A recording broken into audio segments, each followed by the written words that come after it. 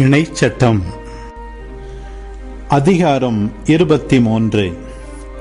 விதை அடிக்கப்பட்டவனும் ஆண்குறி அறுக்கப்பட்டவனும் ஆண்டவரின் திருப்பேரவைக்குள் நுழையலாகாது. வேசித்தனத்தால் பிறந்தவன் அவனது 10ஆம் தலைமுறை வரைக்கும் ஆண்டவரின் திருப்பேரவைக்குள் நுழையலாகாது. அம்மோனியரும் மோவாபியரும் அவர்களது 10ஆம் தலைமுறை வரைக்கும் அவர்களை சார்ந்த எவரும் எக்காலத்திலும் ஆண்டவரின் திருப்பேரவைக்குள் நுழையக்கூடாது. ஏனெனில் நீங்கள் எகிப்திலிருந்து புறப்பட்டு வரும் வழியில் அவர்கள் அப்பங்களோடும் தண்ணீரோடும் உங்களை எதிர்கொள்ளவில்லை. அத்தோடு ஆராம் நகராயில் உள்ள பெத்தோர் என்னும் ஊரிலிருந்து பெகோரின் மகன் பிலையாமை உன்னை சபிக்கும்படி கூலிக்கு அமர்த்தினார்கள்.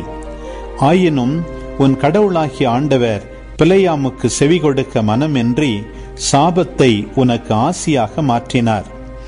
ஏனெனில் உன் கடவுளாகிய ஆண்டவர் உன் மீது அன்பு கூர்கிறார். உன் வாழ்நாள் எல்லாம் நீ அவர்களது நல்லுறவையும் நலத்தையும் நாடாதே. ஏதோமியனை வெறுக்காதே, ஏனெனில் அவன் உன் சகோதரன். எகிப்தியனை வெறுக்காதே, ஏனெனில் அவன் நாட்டில் நீ அந்நியனாய் வாழ்ந்தாய். அவர்களுக்கு பிறந்த பிள்ளைகளின் 3ஆம் தலைமுறை தொடங்கி ஆண்டவரின் திருப்பேரவைக்குள் வரலாம். நீ உன் பகைவருக்கு எதிராக சென்று பாளையம் இறங்கியிருக்கையில் எல்லா தீச்செயல்களிலிருந்தும் விலகியரு. உங்களில் ஒருவன் இரவில் நிகழ்ந்த செயலால் தீட்டுப்பட்டிருந்தால் அவன் பாளையத்திற்கு வெளியே செல்லட்டும், பாளையத்திற்குள்ளே வரக்கூடாது. மாலையானதும் நீரில் குளித்து கதிரவன் மறைந்ததும் அவன் பாளையத்துக்குள் வரட்டும்.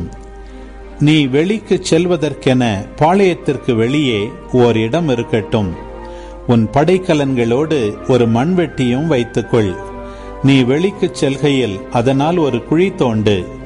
நீ கழித்ததை அதனால் மூடிவிட்டு திரும்பு. ஏனெனில் உன் கடவுளாகிய ஆண்டவர் உன்னை காக்கவும் உன் பகைவர்களை உன்னிடம் ஒப்படைக்கவும் பாளையத்துக்குள்ளே உலா வருகிறார். அவர் உன்னிடத்தில் கழிவை கண்டு உன்னை விட்டு விலகாதவாறு உன் பாளையம் தூய்மையாயிருக்கட்டும். தம் தலைவனிடமிருந்து தப்பி வந்து உன்னிடம் அடைக்கலம் தேடியுள்ள அடிமைகளை அவனிடம் ஒப்படைக்காதே. உன் குடியிருப்பு ஒன்றில் தமக்கு பிடித்தமானதை தேர்ந்து கொண்டு அவர்கள் உன்னோடு உன்னிடையே இருப்பாராக. நீ அவர்களை கொடுமைப்படுத்தாதே. இஸ்ரவேலின் புதல்வியருள் எவளும் விலைமகளாயிருத்தலாகாது. இஸ்ரவேலின் புதல்வர் எவனும் விலைமகனாயிருத்தலாகாது. விலைமாதின் வாடகையையோ விலைமகனின் கூலியையோ எவ்வித நேர்ச்சையின் பொருட்டும் உன் கடவுளாகிய ஆண்டவரின் இல்லத்திற்குள் கொண்டு வராதே. ஏனெனில் இவை இரண்டுமே அவருக்கு அருவருப்பானவை. உன் இனத்தவனிடமிருந்து வட்டி வாங்காதே.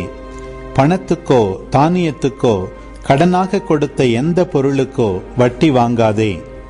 வேற்று இனத்தானிடமிருந்து நீ வட்டி வாங்கலாம்.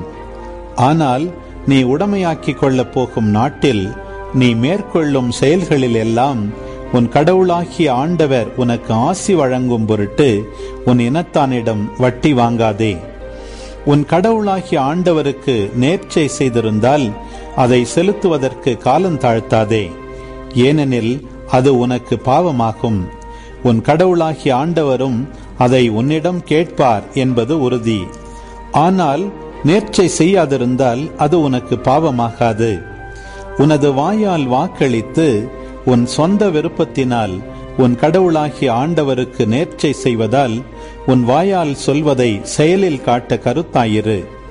உனக்கு அடுத்திருப்பவனின் திராட்சை தோட்டத்திற்கு சென்றால் உன் விருப்பம் போல் திராட்சையை உண்ணலாம். ஆனால் உன் கூடையில் எதையும் வைத்தலாகாது. உனக்கு அடுத்திருப்பவனுடைய விளை நிலத்திற்கு சென்றால் உன் கையால் கதிர்களை கொய்யலாம். ஆனால் கதிர் அரிவாளை உனக்கு அடுத்திருப்பவனின் கதிர்களில் வைக்காதே. அன்பு உறவுகளே, இது உங்களுக்கான நேரம். இக்காணொளியில் ஒலி ஒளி வடிவில் இணைச்சட்டம் 23ஆம் அதிகாரத்தை முழுமையாக பார்த்தும் கேட்டும் ஜெபித்தும் இருப்பீர்கள். இன்றைய இறை வார்த்தையின் அடிப்படையிலான கேள்வி. மாலையானதும் நீரில் குளித்து எது மறைந்ததும் அவன் பாளையத்துக்குள் வரட்டும். பதில்களை கமெண்ட்ஸில் பதிவு செய்யவும். இதுபோன்ற வீடியோக்களை தொடர்ந்து காண இந்த வலைதளத்தை சப்ஸ்கிரைப் செய்யவும். மேலும் லைக் கொடுத்து எங்களை ஊக்கப்படுத்தவும். இப்பதிவுகளை மற்றவரோடு பகிர்ந்து ஷேர் செய்து நாளும் திருவிவிலியத்தின் ஒரு அதிகாரத்தை வாசிக்கவும், கேட்கவும், பார்க்கவும் நீங்கள் உதவிடலாம். மீண்டும் அடுத்த காணொளியில் சந்திப்போம். இந்த நாள் இனிய நாளாய் அமையட்டும். இறைவன் உங்களை ஆசீர்வதிக்கட்டும்.